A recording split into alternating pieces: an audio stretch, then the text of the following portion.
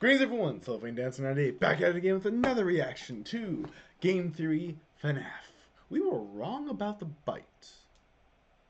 Let's see what happens here for him to go back on that. Michael, I found it. It was right where you said it would be. There is only one thing left for me to do now. I'm going to come find you. Nope. Nuh-uh, not touching it. No, sirree, Bob. No way. You can mechanically wheeze all you want, Michael Eggs Benedict, Afton, Purple Guy, Jingleheimer, Schmidt, but I am not spending another 20 minutes trying to piece together whether you're Springtrap, whether you're Purple Guy, whether you're a second Purple Guy, and whether all of this requires yet another rewrite of the timeline. I am not doing it. At least not until the next book comes out in June. Nope, no siree doggo. Today, the series that prompted lore-based theories to flood this channel is getting the old school game theory treatment. That's right. Today, I'm tackling the science of Five Nights at Freddy's. He's definitely going old school. Oh my.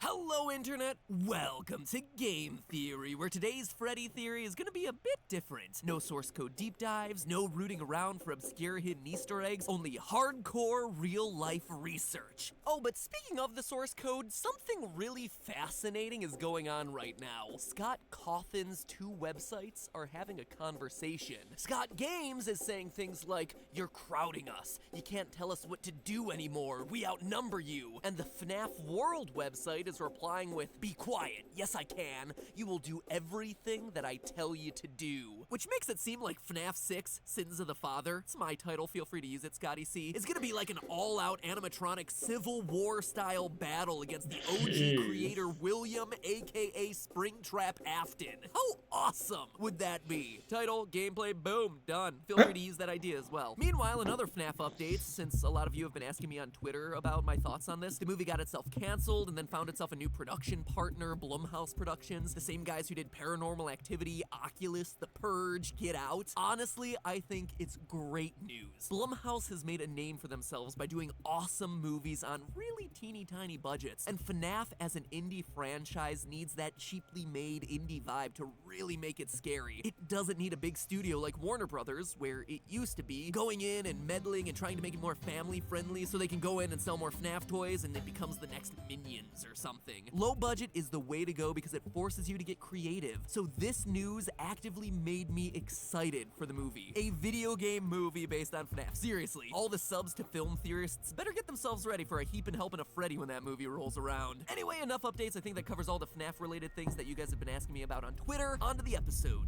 This week, I'm covering a topic I've wanted to do since the release of FNAF 4 back in 2015 and never had the opportunity to because I was always so busy trying to piece together the damn lore, and that is, can an animatronic actually kill you? Since, you know, this series has a lot of animatronics and a whole lot of death at the hands of animatronics. But more specifically, I want to focus on the bite.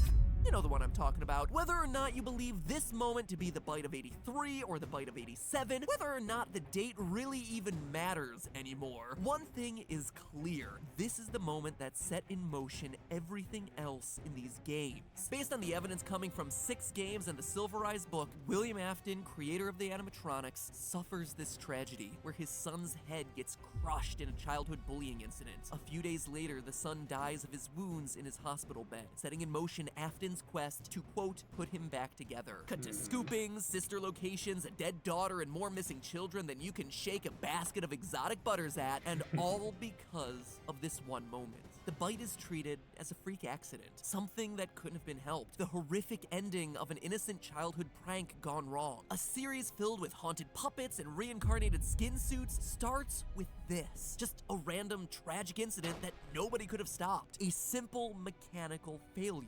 Remember, this is before any of the suits are haunted. It's still just a regular old animatronic. But is that really true? Does a regular old animatronic actually have the ability to crush a child's skull? Or is there something a bit more sinister going on here? Let me just say this. I will never look at my last sister location theories the same way again. And it's all thanks to the results of this episode's research. To begin to piece together the real danger these Disney rejects pose, we need to understand what makes them so Oh, don't be shooting them in the face like that. Disney rejects, they're hurt. Dangerous in the first place. Sure, it might be easy to assume that Golden Fredbear and Golden Bonnie here are so deadly because they're spring-lock suits, but as we hear about in FNAF 3's phone calls, the locks are only used to hold back the sharp, pointy innards so they could be worn in suit mode. To change the animatronics to suit mode, insert and turn firmly the hand crank provided by the manufacturer. Turning the crank will recoil and compress the animatronic parts around the sides of the suit, providing room to climb inside. Please make sure the spring locks are fastened tight to ensure the animatronic devices remain fixed. It's also something that we witness up close and personal during Night 4 of FNAF's sister location. The spring locks hold back the robotic innards, and them unsnapping and releasing the mechanism is what makes them so deadly. But during FNAF 4's Bite, Golden Freddy is already in robot mode. There would be no spring locks activated. They would not be snapping shut. To put it simply, the robot is operating like any normal animatronic would be, meaning that the danger is coming not from some weird, unique detail of FNAF-verse-style robots, but rather from the same mechanisms that exist in any animatronic, be it in a fictional pizzeria to the creepy remnants of Big Bear Jamboree heads looking down at you from the Winnie the Pooh ride in Disneyland. Go ahead, look it up. There's some nightmare fuel for you. Or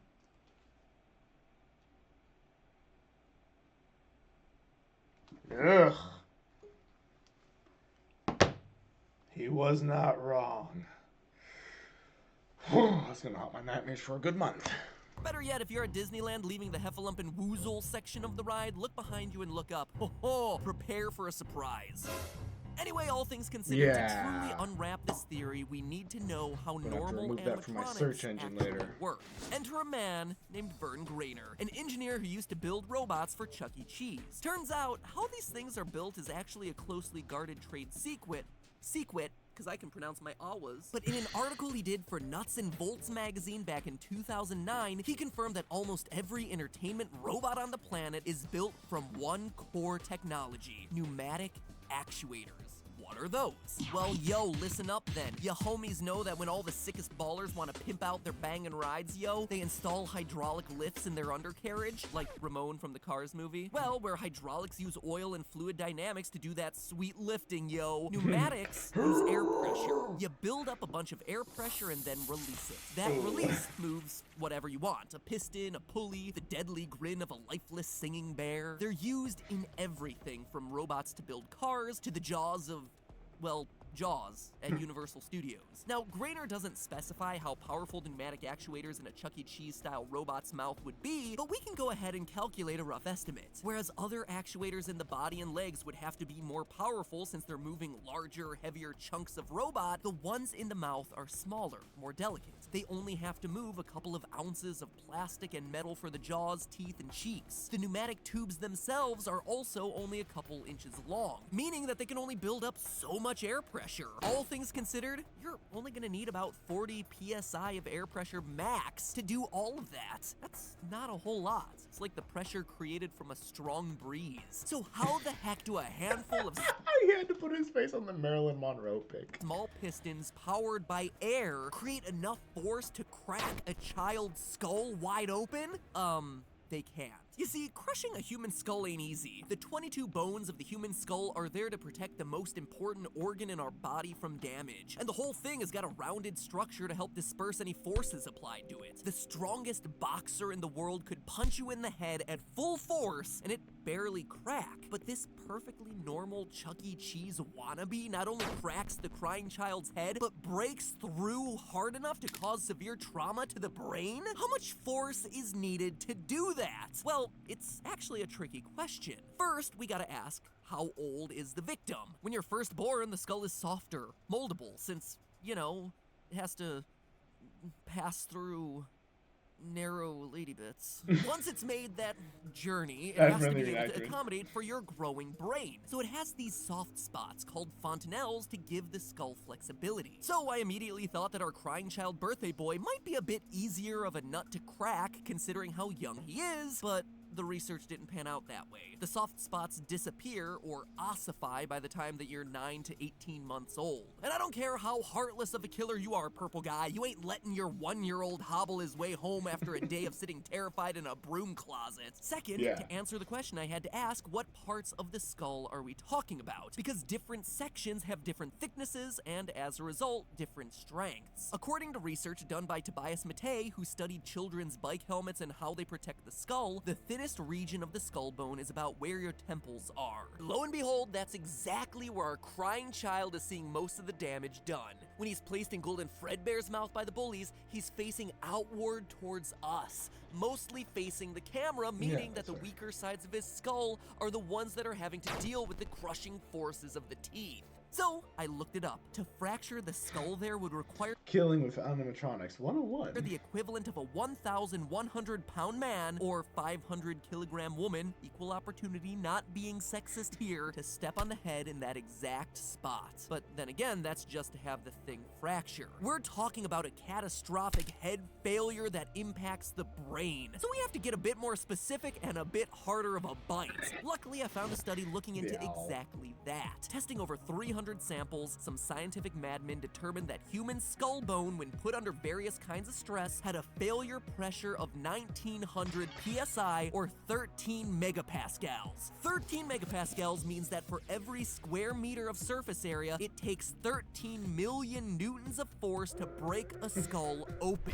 Now, obviously, that number is hard to imagine without me giving you a real-world example of what it feels like. The challenge, though, is to accurately represent that pressure, we need to know how that pressure is being delivered. If I'm delivering a lot of pressure onto a small point, it's gonna do a lot more damage than if I deliver that same amount of pressure across a wider surface area. Think of it like the difference of stepping onto a single nail versus laying on a bed of nails. One's a bloody good party trick, the other is just bloody. So think about it this way. 1 megapascal of pressure is about the pressure of an average human bite. We're talking 13 times that. That is a lot of pressure. And in our case, that pressure is being delivered by small animatronic teeth clamping down on either side of the crying child's head. So a whole lot more like that single nail example than the bed of nails. But to find out just how powerful and deadly these teeth are, we're gonna need one thing: pixel measurements. We need to know the surface area of Freddy's teeth so that we can figure out how much force minimum those teeth are delivering. Now, obviously, we're gonna have to approximate a bit since the game contains no real measurements to go off of, so instead I started with Freddy's face. It's an Easter egg I never really addressed in the theories, but way back in vanilla FNAF 1, lots of theorists were talking about an oddly shaped smudge on Freddy's face. This smudge is in the shape of a handprint. Now granted, it isn't a golden suit, but as we see in that game, the two are comparable in size. Given that the average human hand is about 18.89 centimeters long, we can use this handprint to scale everything else. Freddy's head then is 32 centimeters wide, or about twice as wide as an adult human's head, which makes a lot of sense. You need something big enough to serve as a costume. Now, using a combination of images from different angles, we can use this to determine the dimensions of one tooth, which comes to 1.4 square centimeters. It looks like he was bitten with 8 teeth, 4 on the top and 4 on the bottom. This gives us a total surface area of 11.26 square centimeters. So, using the power of math, we can use this figure to determine how much force each tooth is biting down with. And that number is bone-chilling. 14,758 newtons. Why is that a bone-chilling number? Because that's the strength that a full-grown crocodile bites with.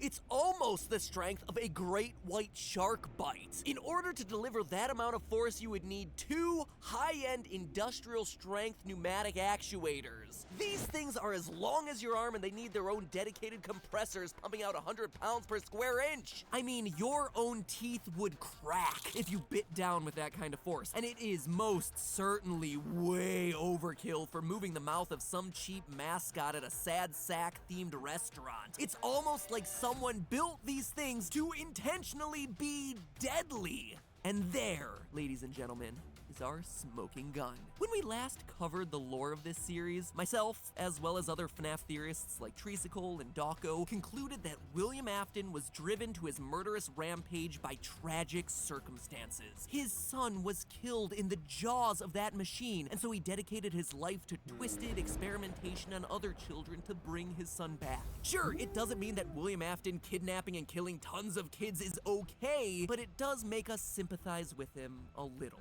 He was driven to madness by this immense sadness. But if all this science today is truly correct, it proves that he was a madman all along. That even in the earliest days of Fredbear's Family Diner, William was making suits designed to kill, with mechanisms way overpowered for what they were meant to do. Any normal animatronic would have left the crying child with a few scratches, maybe some psychological scars, but that's about it. He'd be alive. But Afton, being the psychopath that he is, had other intentions. Not only did he create a deadly system with the spring locks, but even the basic robotics of his mascots were built to kill, something that he would continue to do throughout his career, particularly with the Funtime series. We all thought it was a freak accident that killed Afton's son, but at the end of the day, this death was completely avoidable. It was all Afton's fault. He only has his own twisted experiments to blame, claiming first his son and eventually his daughter too.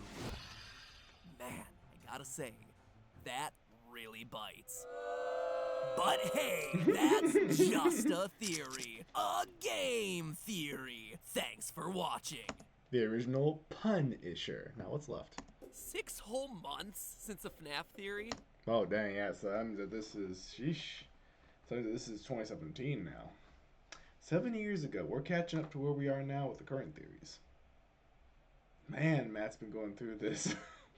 Anywho, dang, so now this is where the turning point is. Now he's got to figure out why Afton was doing that in the first place so he could understand the psyche of the guy. In the meantime, hope you guys are enjoying this series. I certainly am, so it's just a nice refresher. Because like I said, I've only focused on the most recent theories, so I'm kind of lacking on my knowledge of this compared to the beginning and so on and so forth. So these middle ones are really filling in the gaps of his thought process. Anyhow, you guys take care. I'll see you in the next video. Bye!